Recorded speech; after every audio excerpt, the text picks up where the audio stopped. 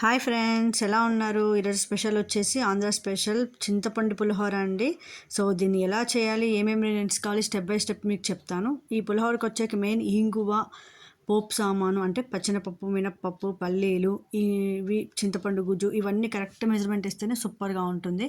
నేను చూసారు కదా చూపించినట్టు ఆ గ్లాస్తో వచ్చేసి నేను 3 గ్లాసెస్ రైస్ తీసుకున్నానండి. 3 గ్లాసెస్ రైస్కి వచ్చేసి ఈచ్ ఒక గ్లాసుకి 2 గ్లాసులు చొప్పున 6 గ్లాసులు నీళ్ళు పోయాలి. బట్ పులిహోర కొంచెం పొడిగా ఉండాలి కాబట్టి 5:30 పోసుకుంటున్నాను నీళ్ళు. సో నెక్స్ట్ వచ్చేసి దాన్ని విజిల్ పెట్టేసాను. ఒక హై విజిల్, ఒక విజిల్ సరిపోతుంది. సో కుక్కర్ విజిల్ వచ్చేటప్పుడు చింతపండు పులిహోరకి మెయిన్ గుజ్జు కావాలి కదండి. సో నేను వచ్చేసి 1/2 కేజీ వరకు చింతపండు తీసుకున్నాను. కేజీకి తక్కువ రైస్కి 1/2 కేజీ చింతపండు తీసుకున్నాను. దాన్ని కొంచెం గోరువెచ్చని నీళ్ళు, ఉప్పు వేసేసి స్టవ్ మీద పెట్టాను. వేడైతే గుజ్జు బాగా వస్తుందని. సో గుజ్జు అది వచ్చి చల్లారేలోపు పోపుకి రెడీ చేసుకుందాము. పోపుకి చూపించాను కదా ఏమేమి కావాలో: మినప్పప్పు, పచ్చెనపప్పు, పల్లీలు, ఆవాలు, జీలకర్ర. సో ఇవన్నీ ఎంత అంటే కొంచెం ఎక్కువ క్వాంటిటీతో తీసుకోవాలండి. ఒక చిన్న బౌల్ అయితే కనుక హాఫ్ బౌల్ తీసుకుంటే సరిపోతుంది. సో అన్నీ హాఫ్ బౌల్ తీసుకొని ఒక 2 స్పూన్స్ ఆవాలు మాత్రం తీసుకోవాలి. జీలకర్ర కూడా అట్లనే 1.5 స్పూన్ లేదా 2 స్పూన్స్. కొంచెం కారం తినేవాళ్ళు కాబట్టి 5 పచ్చిమిర్చి లేదా 6 పచ్చిమిర్చి తీసుకోవచ్చు. అంటే 3 ఎండుమిర్చి అండి. సో ఆ పప్పులు కొంచెం హైలో పెట్టేసి వేగేలోపు సిమ్లో పెట్టుకోవాలండి. సో వేగుతూ ఉన్నప్పుడు ఆల్మోస్ట్ వేగిపోవడానికి వచ్చిన తర్వాత ఏం చేయాలంటే ఎండుమిర్చి, పచ్చిమిర్చి వేసుకోవాలి. ఎండుమిర్చి త్వరగా వేగిపోతుంది, అందుకని కొంచెం చల్లారిన తర్వాత లైక్ కొంచెం మరీ వేడి మీద వేయకుండా ఆయిల్ అనేది స్టవ్ ఆఫ్ చేస్తామని ఒక 5 మినిట్స్ ముందు వేసుకొని వేయించుకోవాలి. తర్వాత ఇంగువ వచ్చేసండి 1/2 స్పూన్తో ఇంగువ పడుతుంది దీంట్లో వచ్చేసి. సో చూసారు కదా నేను ఎంత వేసానో, 1/2 స్పూన్ కొంచెం ఎక్కువే పడింది ఇంగువ. సో ఇంగువ అనేది పులిహోరకి చాలా టేస్టీగా ఉంటుందండి. చింతపండుతో చేసే ఏ ఐటమ్స్ కన్నా ఆ రోజు కన్నా నెక్స్ట్ డేకి బాగుంటాయి మాగి. సో దాని తర్వాత కొంచెం వేగేటప్పుడు ఆఫ్ చేస్తామనేటప్పుడు పచ్చిమిర్చి కూడా, ఎండుమిర్చి, కరివేపాకు వేసేసుకున్నాం కదా. సో ఇలా వేగుతూ ఉండగా ఒక 2 to 3 మినిట్స్ ఉంచేసి స్టవ్ అనేది ఆఫ్ చేసుకోవాలండి. స్టవ్ ఆఫ్ చేసేసుకొని ఏం చేయాలంటే దాన్ని చల్లార్చిన వాళ్ళు పక్కన పెట్టేసుకొని, ఇది చల్లారేలోపు చింతపండు గుజ్జు కూడా వేడై ఉంటుంది కాబట్టి దాన్ని ఆఫ్ చేసేసుకోవాలి. ఆఫ్ చేసేసుకొని చూసారు కదా మీడియం ఫ్లేమ్లో పెట్టే వేయించుకోవాలండి, అప్పుడే బాగుంటుంది. హైలో పెట్టేసి అట్లా అంటే కనుక కొంచెం మాడిపోతాయి. సో కుక్కర్ విజిల్స్ కూడా రావడం స్టార్ట్ అయినాయి. ఒక హై విజిల్, 2 సిమ్ విజిల్, ఒక హై లేదా ఒక మీ కుక్కర్ని బట్టి యాక్చువల్గా అయితే ఒక హై విజిల్, ఒక సిమ్ విజిల్ సరిపోతుంది. నేనైతే స్టవ్ ఆఫ్ చేశాను. సో చింతపండు కూడా చల్లారిపోయింది, గోరువెచ్చగా ఉంది.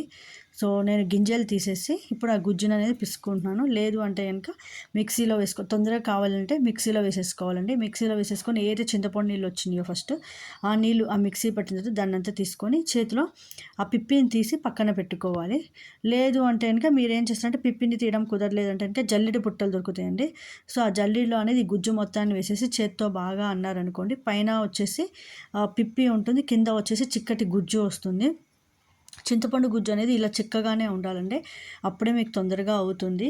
కొంచెం వాటర్ పోసి జారుగా చేశారనుకోండి, ఆ పులుసు అనేది దగ్గరికి రావడానికి కూడా టైం పడుతుంది కొంచెం. మీరు ఇట్లా వేసుకున్న తర్వాత పోపు వేసుకున్నారనుకోండి, సో కావాల్సినంత మనం కలుపుకొని మిగిలింది ఫ్రిడ్జ్లో పెట్టుకోవచ్చు.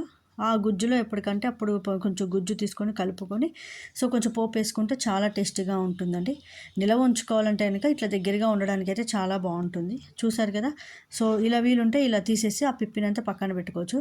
పిప్పిని వచ్చేసి 3 టైప్స్గా యూస్ చేసుకోవచ్చు అండి. ఒకటి, మనం రసం పెట్టుకోవాలంటే 2 టమాటోస్ ఆ పిప్పిలో ఉన్న గ్రేవీని తీసుకొని యూస్ చేసుకోవచ్చు. చూసారు కదా ఎంత చిక్కగా వచ్చిందో. సో నెక్స్ట్ సో ఆ పిప్పిలో కొంచెం వాటర్ పోసుకొని మనం పులుసుకి కావాలంటే ఏదైనా పులుసు పెట్టుకోవడానికి కూడా యూస్ చేసుకోవచ్చు. కొంచెం క్వాంటిటీలో వస్తుందండి. లేదు అంటే ఇత్తడి సామాన్లుగా తోమడానికి కూడా చాలా బాగా యూజ్ అవుతుంది. ఇత్తడి కానీ రాగి వాటిని కానీ ఈ పిప్పి చాలా ఉపయోగపడుతుంది. సో మీరు రసానికి కానీ పులుసుకి కానీ లేదంటే దేవుడి సామాన్లకు కానీ యూస్ చేసుకోవచ్చు ఆ పిప్పిని పడేయకుండా. సో చూసారుగా ఇంత తిక్కగా వచ్చింది. ఇంత తిక్కగా వచ్చిన దాన్ని ఏం చేయాలంటే కనుక మీరు ఇంకా నిల్వ స్టోరేజ్ చేసుకోవాలని నేను చెప్పాను కదా, ఆ పద్ధతిలో చేసుకుంటే సరిపోతుంది. సో దీని లోపల ఉన్న పిప్పి మొత్తాన్ని తీసేసి ఆ చింతపండు గుజ్జుని వచ్చేసి వేడి చేయాల్సిన అవసరం లేదండి. మీరు పోపు వేసుకున్నది ఉంది కదా, ఆ పోపులో వచ్చేసి మీకు ఎంత క్వాంటిటీ పులుపు కొంచెం ఎక్కువ తినే వాళ్ళకి దాన్ని బట్టి, లేదా తక్కువ తినే వాళ్ళకి దాని క్వాంటిటీని బట్టి. నేనైతే కనుక 3 గ్లాసులకి ఒక పెద్ద గుంట గరిటెతో 3 గరిటెలు వేసానండి ఆ గుజ్జును అనేది. సో ఆల్మోస్ట్ నాకైతే మొత్తం సరిపోయింది, కొంచెం అంటే కొంచెమే మిగిలింది. సో ఎందుకంటే 3 గ్లాసులు అంటే ఆల్మోస్ట్ దగ్గర కేజీ కాబట్టి పులుపుకి రైస్కి కరెక్ట్గా సరిపోయిందండి. పులుపు తక్కువ తినేవాళ్ళు కొంచెం తక్కువ కలుపుకోవచ్చు.